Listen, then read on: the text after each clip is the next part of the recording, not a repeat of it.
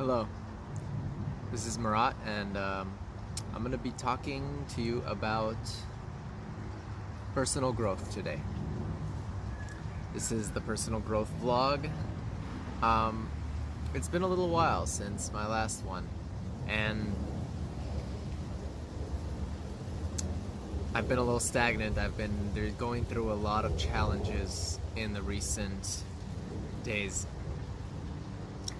There's a lot happening globally that is affecting the ones around me.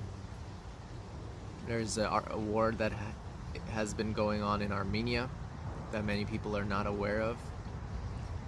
The war has been stopped as of recent, but Armenia lost a lot of important land that I still don't know the details of, but people around me who are very strongly patriotic, more so than I am, are deeply bothered, are researching. My parents obviously have strong roots, ties to the Armenian culture and the land. I'm trying to make sure this light isn't too overwhelming here. It was good earlier, but it became really, really strong just now. So because of these because of their ties, they're researching a lot, they're learning a lot, and they're sharing their wisdom with me. And unfortunately, it's just the way things unfolded are very difficult for us Armenians to swallow, because we lost the war, we lost land, and we lost a lot of young and older men. So many families lost, and all for land and hatred and religious domination over land, basically. Age-old feud between, Muslims and Christians. It's very sad. So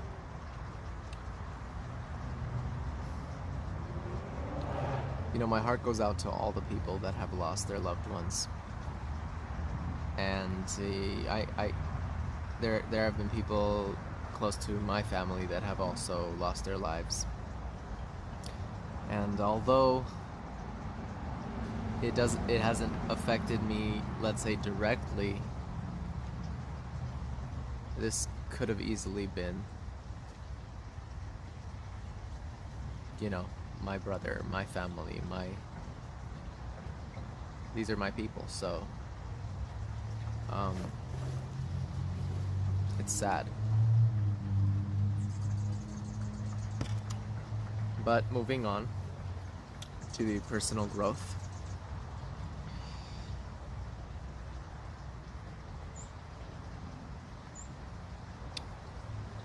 I've been going through some really challenging times personally, and I don't want to go into the details of the matter, but these challenges, or this particular challenge that I have been facing, has been really testing my spiritual growth. It has been bringing up all the unconscious negativity that sits in the deeper layers of my mind. It makes me want to do evil things. It makes me want to be a devil, if you will. It makes me want to sin, to lose it, to become unconscious. And so I'm doing my very best to focus on my spiritual practice and to not allow this to happen.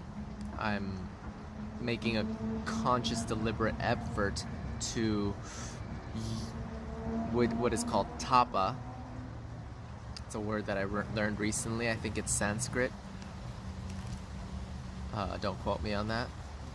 But this word means fire. And it is the use, it means to create heat, to create fire. So when something creates a fire in you, creates anger in you, this is energy that is rising up.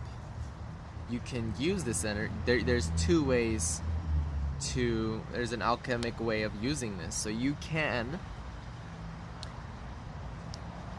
let it consume you and go into it and lose yourself, lose your consciousness in it. Or what I suggest you do, and what I've been focusing very heavily on, is using that fuel, that anger, that fire that is burning within you, that rage, to burn the unconsciousness, to rise above the unconsciousness, to transcend it. And this is a very difficult process. That is why you don't see people generally doing it. It's much easier to suppress the anger, to lash out with anger, to lash out with hatred and guilt, and that's what you see manifesting around the world. So you might ask, okay, how did you go about this? So of course this is a very individual process. One thing that I've been doing, and it's something that I really love doing, and that is practicing yoga and meditation. Now, regular meditation is very challenging to the modern mind, as Osho has explained it beautifully in this book that I'm reading. So I brought two books with me outside here. This is one of them, the Autobiography of a Spiritually Incorrect Mystic. As you could see, Mr. Rebel with the shades on. These Ray-Bans, I don't know, Chelsea, whatever.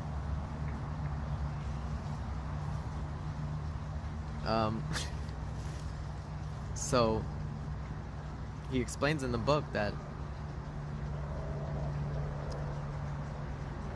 lost my train of thought there for a second. Un momento. There we go. Alright, so what he explains is that meditation is very difficult for the modern mind. For me and you that live here in the West. That live in this time, right now, where everything is so out there. All the information on the internet, in your phone. So many different stressors. Life is not as natural as it used to be. People don't live as simple of a life. It's a lot more convoluted, a lot more complex. The mind is way too bombarded with information. Way too much stimulation.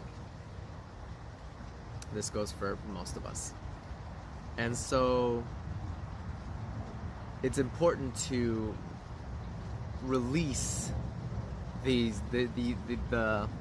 tension that is already built up before going into meditation. And so I do yoga and heavy breathing, and yoga and exercise, and chanting the sound Om. So the heavy exercise and the heavy breathing allows me to and I actually read the process in this book. So I've been connecting many different methods together. Methods like Wim Hof's breathing method, and then Sadhguru's chanting methods and Om methods. Repetition of certain words, those types of methods. I've been connecting affirmations together, creating my own to kind of infuse my mind with positive information, positive messages. So before you let go of things, you can start focusing on the positive things. And then from the positive, you slowly start letting those go as well, and you slowly step out into the neutral zone. So you go from negativity to positivity into neutral. And the neutral zone is the truly powerful zone. It's where you dissociate from your mind and you let go of all concepts. And why is this so powerful? It's powerful because you let go of the attachment, all the attachments you have. And it's very important because at the end of the day, you're not leaving this world with any attachments. They're gonna be taken away. So it's a lot more powerful to let them go before you leave, so they're not ripped away from you, leaving you in shock and destroyed. You let them go little by little until you have nothing left, and then you leave graciously. You leave in a beautiful way, not, crying and screaming like Donald Trump. One thing I do want to stress, though, is that although I say go from negative to positive and then into neutral, this is just kind of an oversimplification. You don't take it literally.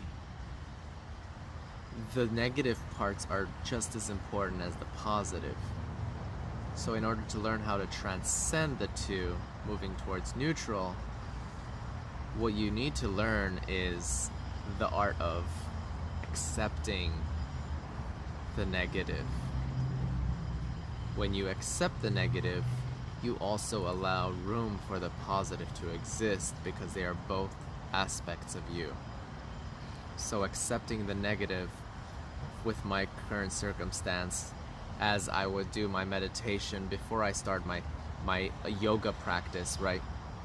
The movement part of my meditation, I would kind of close my eyes, stand in prayer position, take some deep breaths, and think about what I'm thankful for. And also start feeling thankful for the things that are going wrong in my life to the mind. So the challenge that I'm facing, I turn it on its head and I tell myself, I am thankful for this challenge that is allowing me to become spiritually more powerful. I am thankful for this really, really difficult moment in my life because I know that it is going to make me stronger. It is going to make me more loving, more empathetic, and it will not drag me down, and it will not destroy me. I tell myself this because that is what I want to be true. And what you want to be true, the desire that you have within your heart, is powerful enough to change your course of events. Don't underestimate the power of your desire and your wish, your dream, and saying it in your mind and out loud and solidifying that as your truth, what you want.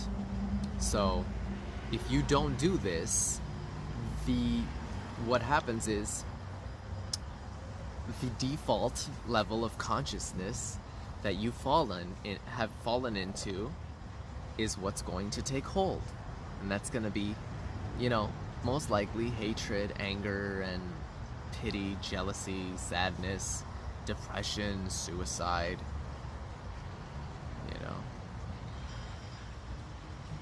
It'll spiral down into chaos. So using that is very important. Using the power of the challenges in your life to lift you up. Very important. Very beneficial. So a couple of the lessons that besides, the yoga, the meditation, I'll speak more on those in future videos. Doing the heavy breathing, putting all your energy into it, right? Doing some kind of practice to release the negativity. It could be yelling and doing martial arts. It could be dancing like a crazy person. It's just a release of energy after you've accumulated the energy. So you do these heavy breathing to kind of energize the body for like 5 to 10 minutes. You're just, you're getting into it. 100% of your energy. It'll take time to get stronger with it, but you go for it. You put in all your energy. And then, I love holding my breath too. It's a very powerful practice. Breath retention. And then you do some exercise. You push yourself, you go crazy, go nuts. Do some push-ups, do some sit-ups, all that good stuff. Do some yoga postures, whatever you really love to do, just work on that. And then some type of sound meditation. I love sound meditations. You gotta find what works for you, what you really enjoy. I love the sound and so I will chant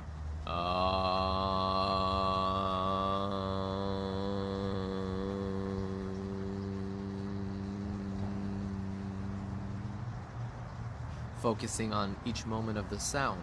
And it's a really beautiful meditation because it starts from the gut, and as the vibrations, as your mouth slowly closes, the vibrations slowly rise up through the channels of energy to the heart and then into the third eye, slowly from the throat to the third eye. And then as you go silent, there's that moment, that glimpse of truth that happens, and that's what you're looking for. You're looking to capture that truth, capture that beautiful moment in the silence, and then you repeat and you keep practicing that. Very beautiful practice, very beautiful. And it's very healing too. You know how they say cats purr? It's a vibration. Vibrations are healing, but you have to do them consciously. You can't just like willy-nilly while you're looking at your phone, texting or something. You can't do that. The amount of energy you put in, the amount of attention you put in, is the amount of energy and attention that comes out of it. So those are the practices. And then of course just silent meditation. After you've put in all that work, you sit down or lay down. I like sitting. Helps you stay conscious, and just focusing on the third eye, focusing on your breath, whatever floats your boat. It's just putting your awareness and attention on a simple moment, a moment that is here, now, true. You can feel it. It's not a conspiracy theory. It's not some thing that someone wrote on the internet. It's not music. It's this moment right here. This thread that holds you in the present moment. And if you can focus on that, then beautiful, powerful things will start happening in your life.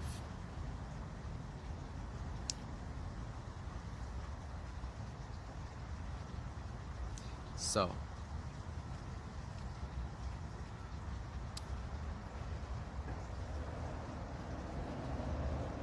as you can see, I'm very passionate about the subject.